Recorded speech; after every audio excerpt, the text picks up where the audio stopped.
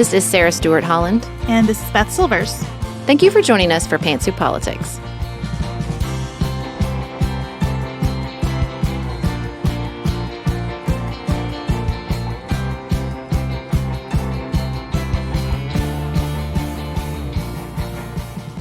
Thank you so much for joining us today. Georgia is having its Senate runoff as this episode comes out. So if you are an eligible voter in Georgia and haven't done it already, please go make your voice heard. We'll be talking about the results of that as soon as we have them. But today we are going to do sort of an old school, whatever we're thinking about discussion at the top of the show. We hit on the artist formerly known as Kanye West. We hit on the Democrats' decision to change their primary calendar. We talk a little bit about former President Trump and a little bit about this strange attack on infrastructure that has left people without power in North Carolina. Then we are going to turn to a topic that encompasses so many issues we love to discuss here: infrastructure and the economy and the balance of power between employees and employers and the role of government. We're talking, of course, about Congress acting to avert a railroad strike. How is that possible? Why did it happen? What might come next? We're going to dig into all of those questions. And outside of politics, because we go hard in our families at Christmas time, we're going to share some of our favorite holiday traditions. If you're doing holiday shopping, don't forget to check out our Favorite Things Guide of 2022. Maggie gathered up all the links of our favorite things from throughout the year and put it in one place for you. We've even added a few things over the past few weeks that you all have asked about. So if you've checked it out when we first released it, you might want to take another look and see if anything new is just the right gift for someone you love or, of course, for yourself. Next up, we're going to kick it old school and run through a barrage of headlines.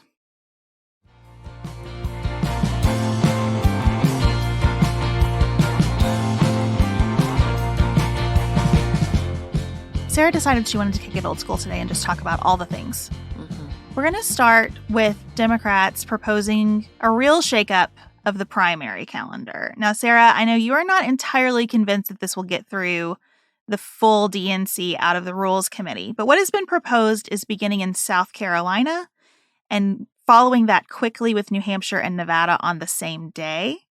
So it is a very big change from Iowa holding the caucuses and then going to the first-in-the-nation primary in New Hampshire. Yes, and then they're adding Michigan and Georgia early in the calendar. I read an interview with Representative Debbie Dingell, who's like, we've gotten this close before, and we got screwed at the end. So I think there's a lot of Democrats that are like, let's wait till the full thing gets through before we celebrate. But I know New Hampshire will put up quite a fight because their first-in-the-nation primary is enshrined in state law. But, you know, this is a big deal for us. I texted you and said, can you believe that we witnessed, or most likely witnessed, the last first-in-the-nation Iowa caucus, which we attended in 2020. I know I feel a little bit sad about it because it was such an extraordinary thing to be part of. It's like the best field trip I've ever been on in my life. I loved seeing the caucuses. I had so much more respect for them after seeing them in person, even though we were there when it did not go well. It did not go well. But it was a really interesting thing to understand the generational work that underlies hosting something where the entirety of American politics and media descends on your state.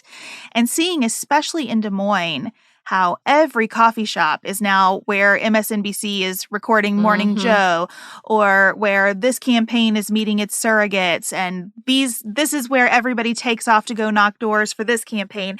And here is the house that's hosted every Democratic president since Jimmy Carter or whatever. I mean, it's just a really fascinating thing to see.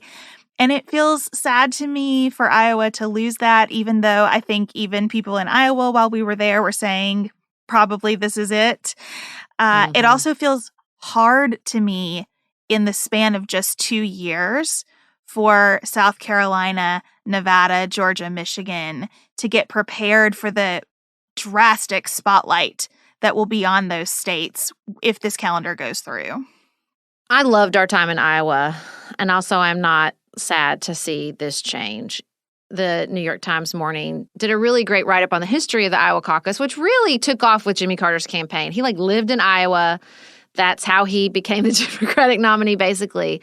But it's like an important reminder, it's not always been like this, and so it cannot always be like this. You know, I hope Iowa celebrates this very important history and this very important role it has played in presidential politics, and also acknowledges that things don't always stay the same, as I am constantly saying. There's no stasis in American politics.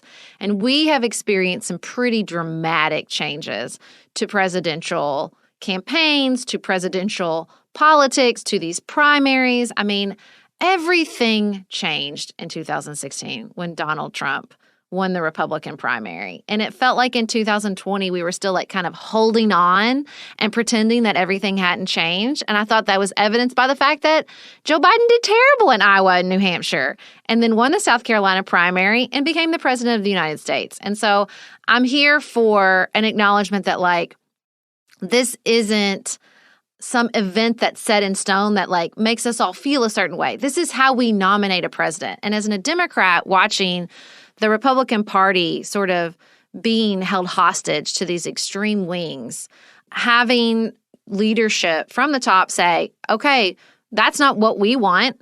We are saying and articulating over and over again that we want moderates, we want people of color, we want more diverse input in our primary process. So we're going to make these hard changes to make those priorities a reality is incredibly, incredibly encouraging to me. And so I hope it makes it through to the full DNC. Well, it would be nice for it to shift every cycle because the country should get to know itself better. And a way to get to know the country better would be moving this around so that we see glimpses of what the diners look like, you know, in New Mexico as well as in Ohio. And, you know, to some extent, the Electoral College is always going to make certain states get more of a spotlight than others. But this is a really fascinating country to live in. And the more we travel it, the more I wish more people could have the experience that we do of really getting to spend some time in communities and get to know them. And to see when the process is there, like when it lands in Iowa and when it lands in New Hampshire, those voters take it extremely seriously. They recognize what happens when they set the tone in these contests. And for more of us to have that experience is a really good thing. Now, I do think it's strange that Joe Biden decided to weigh in on this. I feel like this would have been a good one for him to just sort of float above. No, I think that the way you get big changes is with big leadership. Like leaving this up to sort of a committee is hard because you need somebody to take the heat for some big changes. So I admire the fact that he's like, I'll take the heat. South Carolina was good to me. Let's do it. Let's do what we say we wanted to do, which is, you know, put more emphasis on diverse voices and moderate voices, and let's move forward. So I'm here for it. I think it's going to be really great. I'd like that better from him if he were saying at the same time, and I'm not running again. So the primary process is going to be very important because we need, you know, a good process to openly vet a big field of candidates. Well, I could make the case that he's doing this because he's running again and also because he's not running again. I think you could really see the motivation from either angle. And so I can't really look at this and decide where I think he's leaning because I think it would be a really good change for Vice President Kamala Harris. And I think it would be a really good change for Joe Biden running again. So who knows? Well, we know whatever happens with this calendar, the Democratic primary is going to be extraordinarily different from the Republican primary. And that leads us to a constant tension that we feel here at Pantsuit Politics about how much to discuss former President Donald Trump. He is now officially a candidate for 2024. He is in classic form, taking meetings with all kinds of horrible people and saying outlandish things. And it's just a struggle to know whether you treat that like it is small in the hope that it doesn't give him the kind of oxygen that drove him to the Republican nomination in 2016. Or if you say, we need to look at this because these things are very big deals. And just because we expect him to do bad things doesn't mean we should ignore their badness and all of the ramifications of him doing bad things. Yeah, I really struggle with this, not only with him, but with the people he's surrounding himself. There has been several news cycles. You know, he hosted Kanye West, now known as Ye, and Nick Fuentes at Mar-a-Lago. Then Kanye West, now known as Ye, went on Alex Jones' podcast in this truly horrible interview. And with, you know, both of these incidences, I have really struggled with like what to say and how much to say. Because again, when these people are espousing anti-Semitism and white supremacy and borderline domestic terrorism. Like, you don't want to give oxygen to them. You don't want to fuel further news cycles, but you also, in your silence, you don't want to miss the opportunity to condemn anti-Semitism. We're working on a show for this in the next few weeks. We're going to be talking to Yair Rosenberg from The Atlantic, who I think does some of the best writing out there on this topic. But it's the further this extreme faction in American politics led by Donald Trump just circles the drain, it really is difficult to find analysis that you feel like contributes anything at all. Yeah, I mean, my Never Trump kind of feeds that I follow are filled with condemnations of this and condemnations of current Republicans for refusing to condemn it in a full-throated way. And I think all that's valuable and correct. I don't have anything to add. This is horrific. It's irresponsible. It will create more violence. It will create a new generation of people who have hateful ideologies as part of their identities, and that is a tragedy. And I don't really know what else to say about it. What I have been thinking about, and I do think I have started to build some scaffolding for myself around the sort of cancellation topic with Kanye. I'm realizing that I don't feel the conflict that we've heard from some listeners in denouncing what he's doing right now, even though I am aware that he is unwell. I don't feel that conflict. I think because I've been able to understand that since I'm not in a relationship with him, I'm not even a big fan of his. I never have been. I acknowledge that he has created some really significant music and been a very influential artist, but I'm not a fan of his. So I don't even have really a parasocial relationship with him. So I don't have a relationship. So I really can see, even though he is a whole complex person, he is a person, he is an artist, and he is a brand. And his focus right now seems to be on himself as a brand and how he has rebranded. He changed his name. He's changed the way he's physically showing up for interviews. Like, what he's wearing is a strong statement when he's out in public. And he has created this terrible logo for a presidential run that is overtly anti-Semitic. And I have no qualms about saying, as a brand, this guy is toxic, and I'm so glad Adidas dumped him. I'm so glad CAA dumped him. I think it's very important that we not give any oxygen to this brand. And I think that has kind of been an aha moment for me, because it's the opposite of what often happens when we're talking about cancellation. Like, I will like the artist's work or the brand's work and then find out something terrible about the person. And it's just kind of making me rethink, like, okay, when I don't have a relationship here and I can't influence this person, I can't help them get help, or I can't personally say, what are you doing? Like, let's recenter. It is okay for me to sort of separate those things out and figure out what I want to contribute to and what I don't in their work. Does that make sense? Yes, that completely makes sense. And I think it speaks to sort of the increasingly bizarre behavior.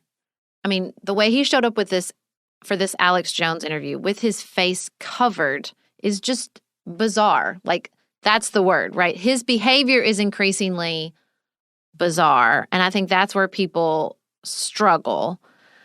I think there's some, like you said, sort of easy conclusions. The Republicans who are not denouncing Donald Trump and his ever-increasing extreme language, yes, they are in positions of power. They should be held to account for their silence on this. The people who have propped up Kanye West as his behavior has become increasingly bizarre, which is not a recent phenomenon. That's not a recent phenomenon. This man has been acting out for years. Adidas knew it. The Kardashian family obviously got a front row seat, and people continue to profit or prop him up for a multitude of reasons, and those people should be held accountable. Like, to me, as far as Adidas, like, I'm glad they dumped him. They should have done it sooner. Lots of people should have. And so I think that's hard to sort of detach from particularly the anti-Semitic part of this entire discussion, because that's its own beast. And that's why I have so much respect for Yair Rosenberg's writing, and that's what we're going to get into it with him, which is like, this is its own self-perpetuating universe of thought. And like, it's not just about Kanye. And to detach that and sort of take that apart is a really important part of this. But the more bizarre his behavior gets, the harder that is to do, right? Because it just becomes linked to him. And I think that's why I struggle to talk about it, because I don't want it to become this all Kanye discussion or all Kanye's mental health discussion or all Trump discussion, because I think it's so important that it needs its own place. And we need to put some of that intellectual scaffolding around it so that we can see it, hopefully, way before it gets to the point where Kanye's behaving the way he is and we're all like sort of dumbstruck by this bizarre behavior in which you are praising Hitler. Like, it's very, very difficult. And in some ways not, right? Like, it's all of that at once. Yeah, it's clearly not okay.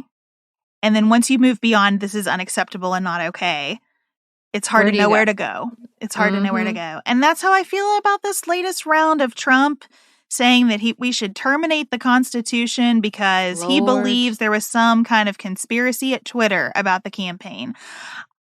On the one hand, I know that Trump doesn't respect the Constitution. That has been very obvious to me since the moment he began running for president. On the other hand, it is really significant that he just said it out loud and that he once again has declared to the entire world, the only thing that matters to me is that I get what I want. Nothing else matters, including the foundational structures of American governance. They don't matter. And to have Republicans on the Sunday shows saying, well, I mean, it's not a deal. I'll vote for the Republican nominee. We don't want to look backwards. We want to look forward. I get it. You'd rather it not be Trump. But if Trump's the nominee, we know what you're going to do. You're going to get in line again after all this. And that's another reason I don't know if it's even worth talking about, because there is clearly no break glass moment. There's never going to be one. Until Republican primary voters shut this down, we are not going to see Republicans in positions of leadership do that. Well, and look, there is a similarity between Kanye and sort of like the entertainment industrial complex, right? Like, how far did he have to go before we had this break glass moment? Because there's been, again, so many red flags, but there was still money to be made. And look, I'm not saying that Kanye West has been exploited any more than I'm saying that Donald Trump has been exploited. That's not what's happening here. But there are these similar tracks where people are like, well, there's clicks to be had and eyes to be viewed, like eyes will take this in and people will spend money, and sort of, in this moment in American history and media consumption where it's just the extremes. It's the extremes in the conflict that get you the traffic, that get you the attention. I think you can sort of see the similar paths that these two men have been on, and it's not totally surprising to me that they're ending up at dinner together with Nick Fuentes, who also traffics in that extreme, conflict-ridden, angry victimization narrative that has now also swept up Elon Musk at Twitter, who released the Twitter files that led to Donald Trump spewing all this ridiculousness about terminating the Constitution. It's just like a big chaos tornado, and they're all a part of it. Well, and it's even worse than that within the Republican Party, because every time someone like Mitch McConnell says there's no place in this party for a person who is anti-Semitic, a person who is a white supremacist, it's just not true. A lot of the strategy to grow the numbers of the Republican Party, and certainly to grow the enthusiasm of the Republican Party, has been marketed around that very stuff. And saying out loud that you don't like it because you're a good, respectable Republican does not make that not true. And I say this as a person, again, who desperately wishes there was a good, respectable Republican Party that I could be part of. I think they are right now about some of the budget negotiations that are going on, where Democrats want a lot more social spending and Republicans are saying, we have done an awful lot of social spending this past year and inflation has resulted. And there are still, by the way, big buckets of money out there unspent from past spending bills that we have done to combat COVID. Like that pump the brakes, let's talk about this, is essential. It's essential to have an opposition party that asks those kinds of questions, even if they don't win, right? That pushes it a little bit and says we need to have competing philosophies here. I desperately wish we could have that. But it's just not true that Republicans in Washington, D.C., in positions of power, have not flirted with and cultivated very reliable support among people who espouse very exclusive ideology. And they are unwilling to say this plainly because they know they need that support. They have danced themselves into a corner with it. Speaking of painting oneself in a bit of a corner, I just wanted to get your perspective, Sarah, on something that really surprised me. We are recording on Monday morning as we are receiving information about someone shooting a substation in Monroe County, North Carolina, and causing blackouts for so many people. And I heard a national news network this morning saying that the belief is that this was motivated by anger over a drag show. And maybe it was. I have no idea. But I was shocked at this early stage when the FBI has come in to investigate with local law enforcement. And local law enforcement has said, we've interviewed some people, but we don't know who did this yet. We don't have the person. We don't know everything. I just thought that is a bold claim and a bell that will be almost impossible to unring if it turns out that that's not what happened here. Yeah, I mean, I think that's what happened, and I said that on the news brief, but I'm not a journalist. I'm just a podcaster who makes a fun morning news brief for our premium subscribers. It doesn't seem to be a lesson that we're learning quickly, which is once you put that out into the ether in this time where, conflict and narratives take off and feed and breed misinformation, that you need to be a little bit more careful. This story is bananas, and I think whoever did this and however many people did this are about to have the full force of FBI at their doors. They're going to regret their choices, but it's scary to me that, this possibility of, I can shoot up a substation and this is the havoc I can wreak. But I also have to believe that now that this has been presented as a possibility, power companies all over the country are going to prepare in probably expensive ways that will be passed down to the ratepayers. Absolutely. And that probably has needed to happen for a long time. I wish it were not because of domestic terrorists. I wish it were because we understood that we have some vulnerabilities on the international stage that we need to shore up. And I'm sure a lot of that grid work is being contemplated now in connection with the infrastructure bill. And I hope that there's money there to get some of that done. Yeah, that's true.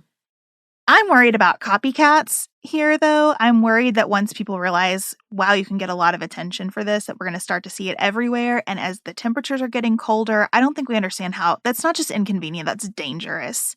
It's dangerous for hospitals. I know most have generators, but we're just in a situation where taking out power is a tool of Russians in war. That is a very, very big deal. And it is not something that we should be doing here in our communities. And I don't usually have the let's make an example of someone philosophy, but I think that this does need to have the full power and force of the FBI involved to shut it down immediately. Because if we start to see this all over the country, that is bad news. So as we think about complex problems that require some investments and very competent governance to think about preventing further harm, we are going to take a quick break and then discuss how Congress stepped in to avert a railroad worker strike and what might happen next.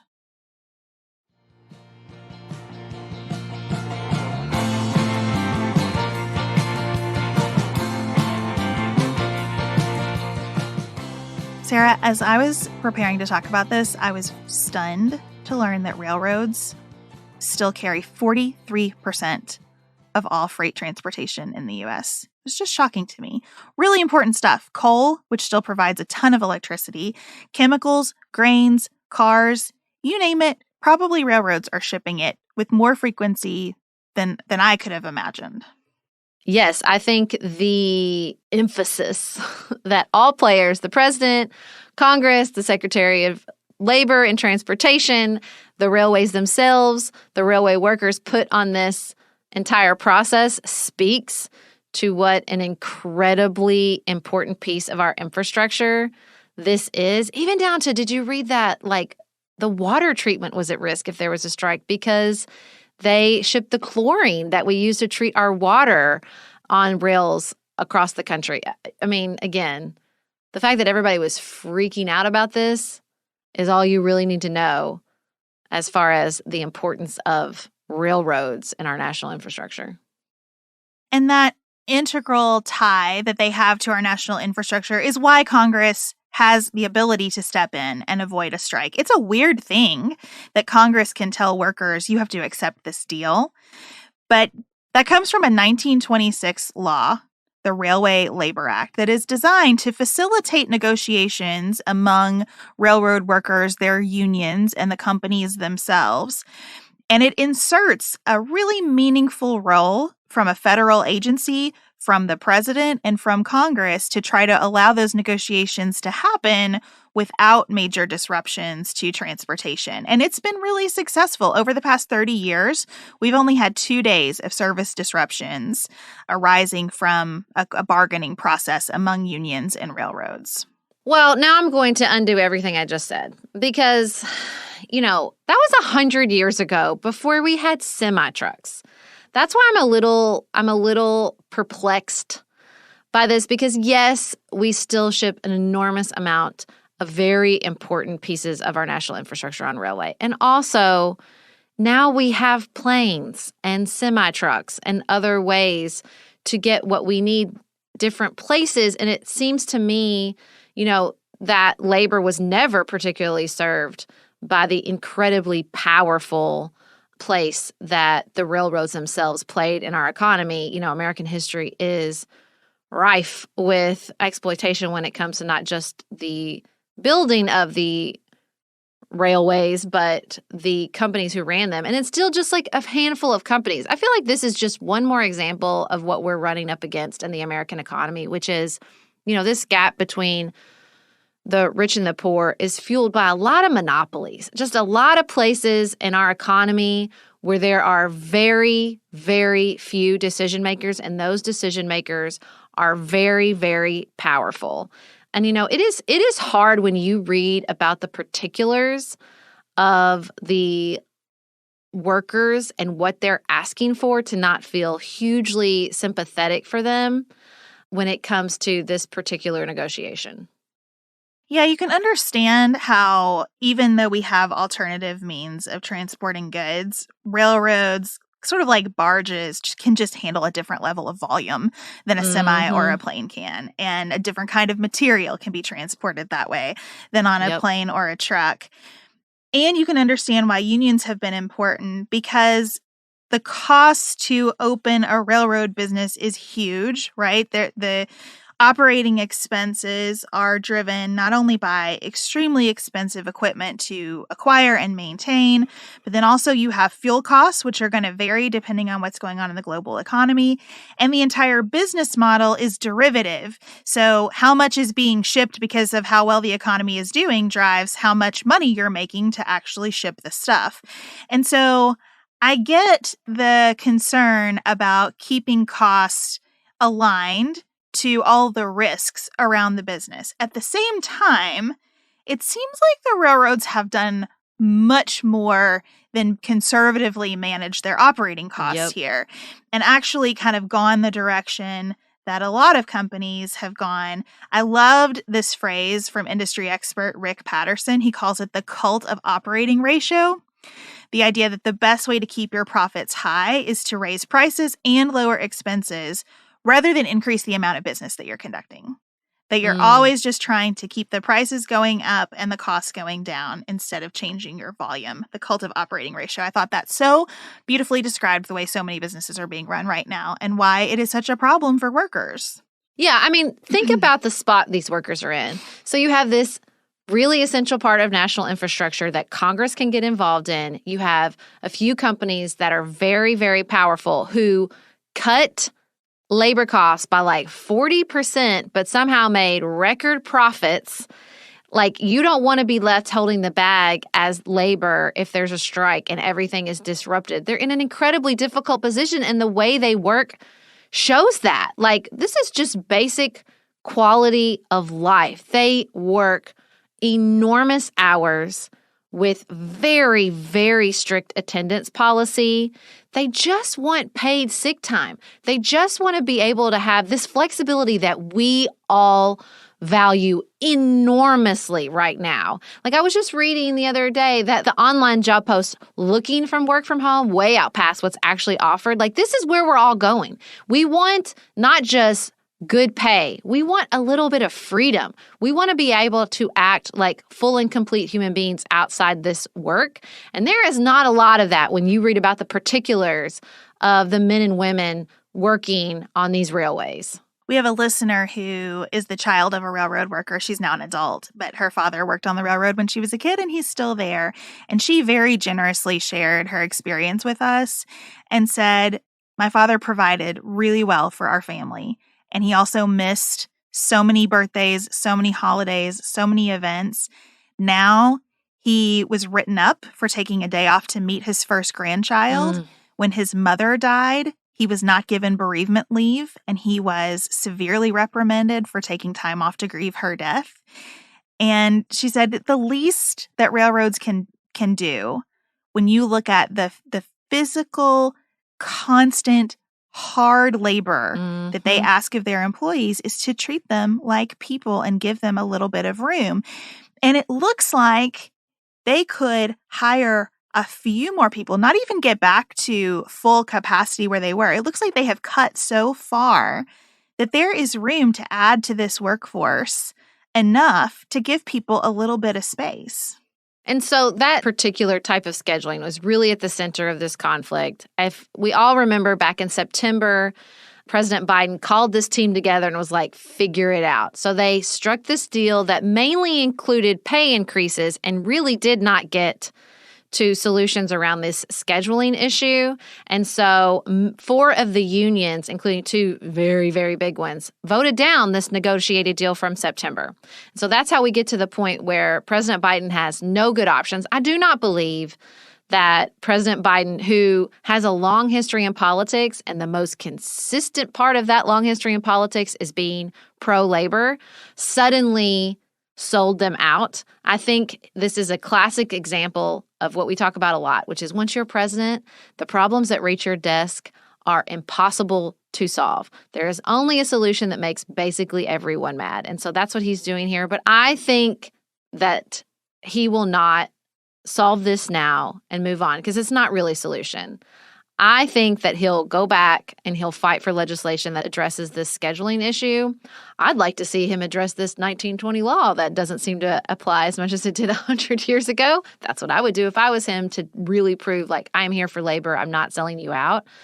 But nobody, the president, Congress, the railroads themselves, or the workers wanted to be, left holding the bag for a strike that would disrupt our nation so dramatically. I did read some workers that were like, he didn't have to do it this early. Like, getting down to the wire was our negotiating tactic. But again, this is an incredibly difficult situation. There was no way anyone, President Biden or anyone else, was going to, notch some sort of big win in this situation. Those leverage points have to be kind of creatively managed by both the unions and the railroads, because another quirk of this 1920s law is that railroad contracts don't have fixed expiration dates. So a lot of times if a union has a contract with a company, the pressure to get it renegotiated is built in because the contract will expire. That does not happen with these. These negotiations over paid sick leave of all things. Other issues too, but that is the driving force, have been going on for 2 years. And so this kind of holiday window, end of year, when it is getting colder, like transporting coal for energy, that kind of stuff is so important. The unions used December 9th as a deadline for strike to create some pressure, to get some movement in the negotiations, right? And that is what caused the president to say, we just cannot have that right now. Let's get Congress to step in and stop it. But it's true, I think, that no one is happy here. We have the unusual situation of both the yays and nays on this in the House and the Senate being bipartisan. And you had some really bizarre voting configurations, especially in the Senate, where Bernie Sanders and like Ted Cruz and Josh Hawley all voted together, saying no to this, wanting to side with labor here. That's how you know it's a tough nut to crack. I mean, I feel like this is like literally an episode of West Wing. This is just an impossible situation where maybe you get a good monologue walking down the hall, and that's about all you can take away from it. Yeah, no one's happy. A lot of people are relieved. And there's a lot of work left to do. I liked this quote from Senate Commerce Chair Maria Cantwell. She said, there are 2 messages here. 1, this fight over sick days is not over. And 2, we're going to figure out how to fight on another front. I like that. I think that that's good. Like, you keep going, but you shift in a way that won't disrupt the entire economy at a very pivotal point in the calendar year.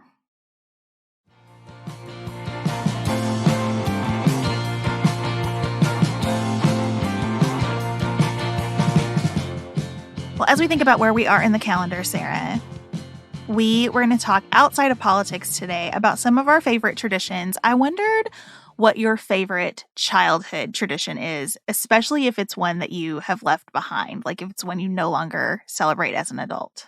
My family time was not filled with a lot of traditions, and I think that's why I've crafted so many as an adult. We had traditional family gatherings. My holidays were really, really driven by the gathering of my mother's extended family, the Skidmore family, and the Allen family. So like those were the holiday traditions. We go to my great-grandmother's. We play Dirty Santa with the big extended family.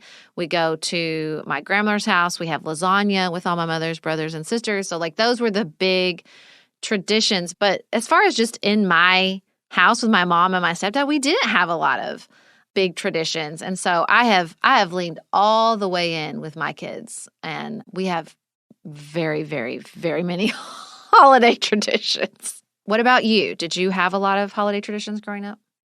You know, my growing up around the holidays is much like the rest of my growing up. Like the church was a very central driving force of our social lives.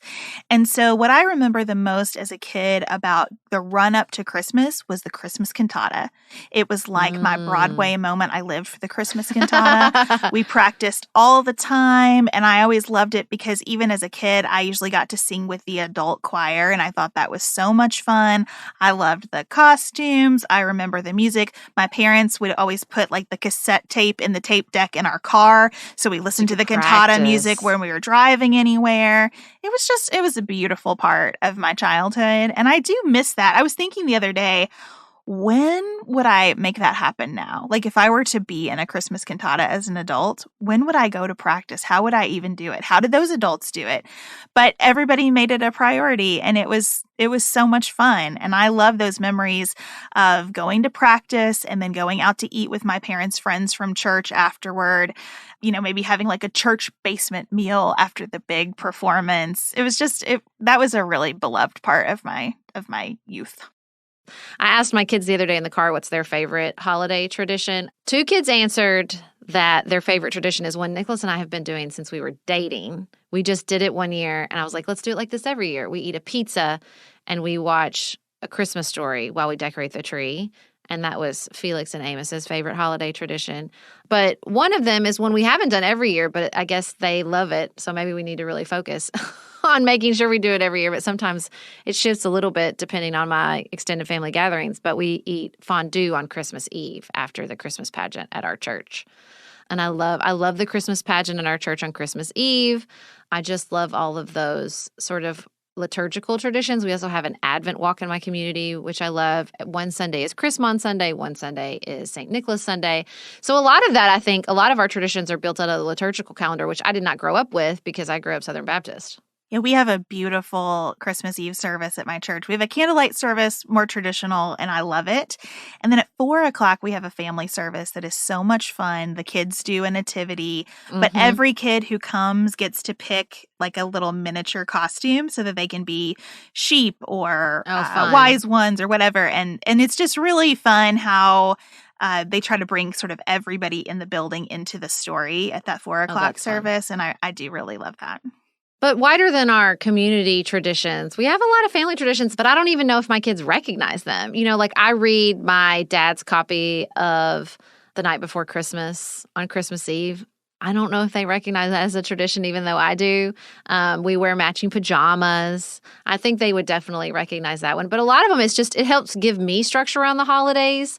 It's not like I'm really attached to any single one. I just love that this is a time of year where I can put emphasis on our family life, and all those decisions are sort of made for me. Like we went back to Tech Shabbat this weekend for the first time in a long time, and I thought, this is why I love this, because I'm very intentional about our time together as a family. And I think that's why I love this time of year, is because those traditions create those triggers, right? Where I'm like, oh, right, this is like the top priority is we're spending quality time together, and we have all these decisions sort of pre-made, as opposed to where we kind of all drift off to our different corners of the house to watch our own screens. I love making cookies with my daughters, and I told Ellen that I had Chad pick up molasses at the grocery store this week, and her eyes got really big, and she goes, I don't know what molasses is, but that sounds exciting. And I said, well, we're going to make gingerbread. And she was like, yes, I love making gingerbread. Does she like to eat gingerbread? Not really. But we love to decorate the cookies. It's a lot of fun. Yeah, we have a holiday tradition where my very, very good friend since childhood, Mr. Dillon, comes over and we make Christmas cookies with him every year.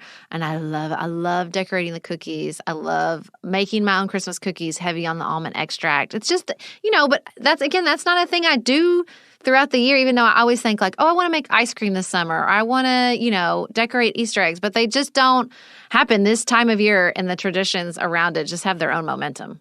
Well, we hope that you are finding lots of space for fun in your homes, whatever you observe or however you spend your Decembers. Just a reminder that we are going to have our holiday party for premium members on December 15th. If you subscribe through Apple Podcast subscriptions, please make sure that you've shared your email address with us so that we can get you access. The link is in the show notes. We hope to hear from all of you about all your thoughts on today's conversation. You can send those to hello@pantsuitpoliticsshow.com, and we'll be back with you on Friday. Until then, have the best week available.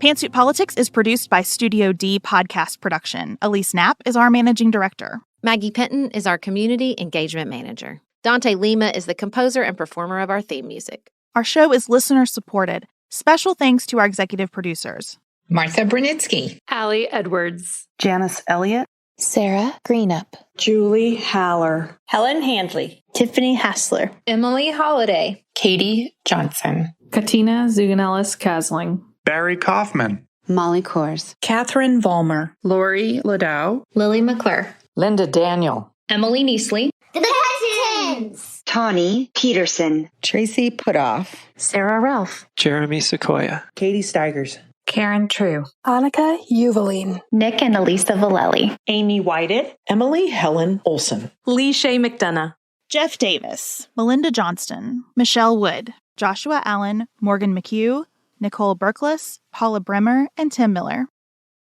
I'm struggling. Hold on. I'm trying to decide what I want to say. My brain has stopped working. Hold on, everybody.